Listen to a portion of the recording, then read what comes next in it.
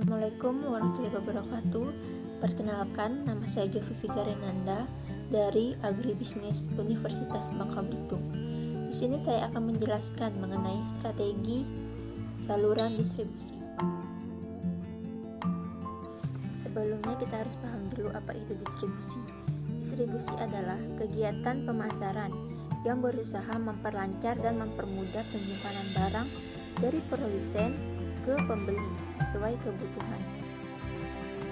Ada beberapa faktor yang mempengaruhi pemilihan saluran. Yang pertama ada pertimbangan pasar, terdiri dari konsumen, jumlah pembeli potensial, konsentrasi pasar secara geografis, jumlah pesanan.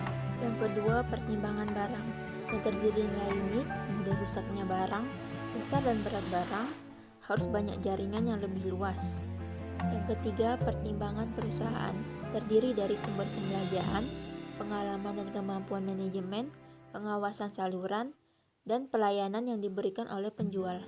Terakhir yang keempat ada pertimbangan perantara, terdiri dari pelayanan yang diberikan oleh perantara, kegunaan perantara, ongkos, dan volume penjualan. Manfaat kita menggunakan perantara, karena banyak produsen mengalami kekurangan sumber daya finansial, sehingga ia membutuhkan pihak lain dalam melakukan distribusi. Menentukan banyaknya penyalur, ada 3 distribusi. Yang pertama, distribusi intensif yang dilakukan oleh perusahaan yang modal besar. Kedua, distribusi selektif, memilih jumlah pedagang besar dan pengecer terbatas. Yang ketiga, distribusi eksklusif, hanya satu menggunakan pedagang besar atau pengecer. Karena terbatas, mereka harus menyiapkan dalam jumlah besar atau banyak. Fungsi distribusi terdiri dari informasi, promosi, negosiasi, pemesanan, pembiayaan, penanggungan risiko, pemilikan fisik, pembayaran, hak milik. Ada 3 arus saluran pemasaran. Yang pertama, sebagai arus maju, yang terdiri pemilikan fisik, hak milik, dan promosi. Pemilikan fisik artinya kesinambungan penyimpanan dan pergerakan produk fisik dari bahan mentah sampai ke pelanggan akhir.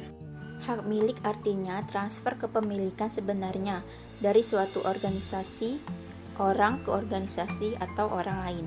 Promosi yang artinya pengembangan dan penyebaran komunikasi persuasif yang dirancang untuk menarik pelanggan pada penawaran tersebut.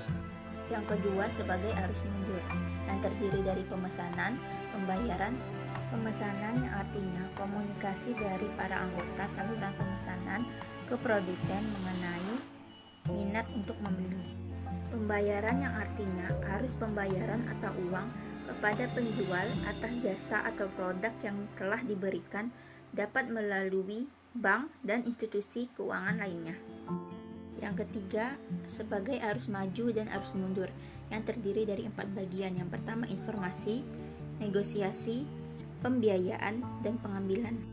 Informasi sebagai pengumpul dan penyebar informasi, riset pemasaran mengenai pelanggannya, pesaing, serta pelaku dan kekuatan lain yang ada saat ini. Negosiasi artinya usaha untuk mencapai persetujuan akhir mengenai harga dan syarat lain sehingga transfer kepemilikan dapat dilakukan. Pembiayaan artinya perolehan dan pengalokasian dana yang dilakukan untuk membiayai persediaan pada berbagai tingkat saluran pemasaran.